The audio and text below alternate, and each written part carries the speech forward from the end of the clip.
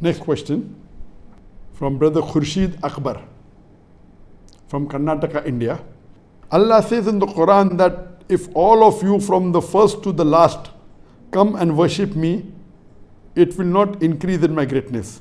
If this is the matter, then why does he order us to worship him? What the brother is asking, that if all of you come and worship me, it will not increase in my greatness, is not a verse of the Quran. There are similar verses, I'll come to it later on.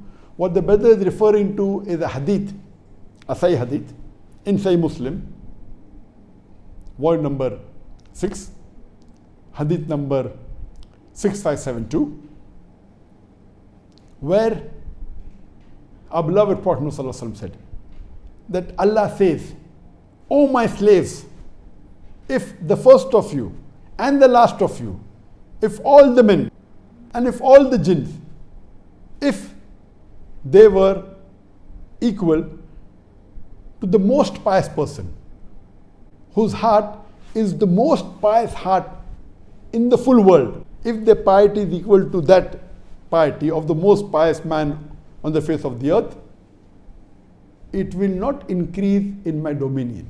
That means it will make no benefit for me.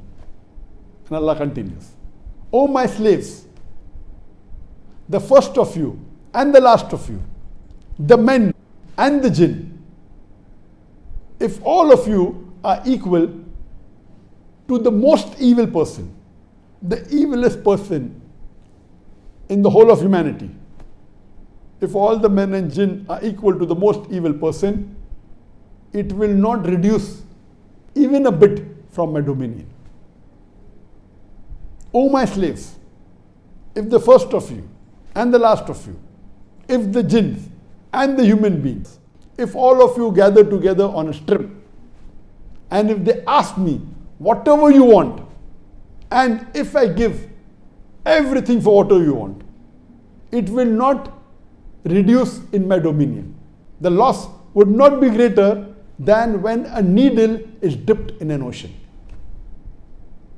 I am recording and will repeat all this to you, so that if you realize, you will praise Allah subhanahu wa ta'ala. If you don't, then you will be to blame. From here we come to know that irrespective whether you are very pious or you worship Allah subhanahu wa ta'ala, it will not increase in Allah's greatness or in dominion. If you are very bad, if you are evil, it will not make any loss to Allah subhanahu wa ta'ala. If you ask anything what you want and Allah gives you everything, yet it will not reduce in the dominion of Allah subhanahu wa ta'ala. It is like if you dip a needle in the ocean, even that much will not be the loss in Allah's dominion. There's a verse in the Quran, in Surah Ankabut, chapter number 29, verse number 6, which says that if you strive for your work, Allah subhanahu wa ta'ala does not require any of the wants of any of his creations. Allah subhanahu wa ta'ala does not have the need of any of his creation. Allah repeats a similar message in Surah Fatir, chapter number 35, verse number 15, that it is you who are in need of Allah subhanahu wa ta'ala. Allah is not in need of anyone and is free of all wants. So these verses of the Quran say Allah doesn't require anything from his creation. Coming to the question, then why is Allah subhanahu wa ta'ala asking us to worship him? Allah says in the Quran, in Surah Dhariyat, chapter number 51, verse number 56, وَمَا خَلَقْتُ الْجِنَّ وَالْإِنسَ إِلَّا لِيَعْبُدُونَ, that Allah subhanahu wa ta'ala has created the jinn and the men not but to worship him. What is the reason? The reason Allah subhanahu wa ta'ala wants you to worship him is not so that he will benefit. It is because you will benefit. And how will you benefit if you worship him? See, when we worship, the best form of worship is salah. In our salah, the most important thing that you have to recite, without which the salah is not complete, it is Surah Fatiha. Surah Fatiha consists of 7 verses. It is the first chapter of the glorious Quran. It is called as Ummul Quran, the mother of the Quran. It is called the major Quran. If you read Surah Fatiha, the first 3 verses, it says, Alhamdulillah Rabbil Alameen. Praise be to Allah, the Lord of the worlds. Ar-Rahman Ar-Rahim, the merciful, the gracious. Malik Yawmuddin, the master of the day of judgment. The first 3 verses of the Quran are praising Allah. Alhamdulillah Rabbil Alameen. Praise be to Allah, the Lord of the worlds, the most merciful, the most gracious, the master of the day of judgment. Here, why are we praising Allah subhanahu wa ta'ala?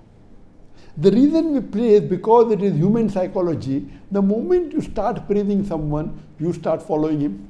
For example, if your mother is sick, and if someone on the street, a person comes and tells you, do this treatment so that your mother, who has got a heart attack, she will be cured. And there's another person who you know is the most famous heart specialist in the world.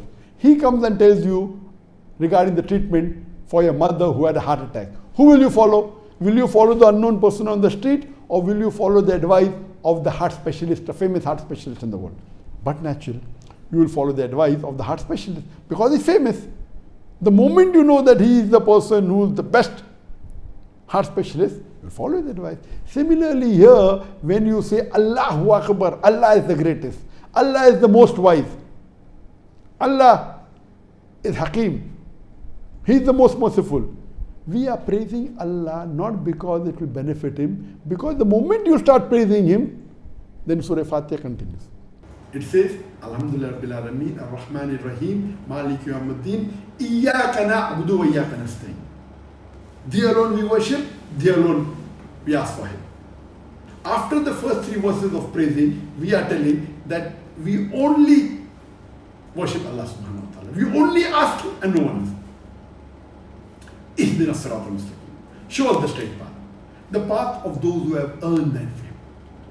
Sirata alladhina anta alayhim ghayril maghdubi alayhim waladdallin. The path of those who have earned thine favor, and not the path of those who have gone astray. Here we realize that the first three verses of Surah Fatiha, the first chapter of the Quran, is praising Allah subhanahu wa ta'ala. Then we are saying, we only ask Him for help and no one else. And then we say, show us the straight path. And then the path of those who have earned thine favor and not the path who have gone astray. So this in Surah Fatiha, the most important part of the Salah. Then the full Quran is the guidance of Allah subhanahu wa ta'ala. What we should do and what we should not do. You should give zakat, you should do hajj, you should fast, you should not cheat, you should not murder.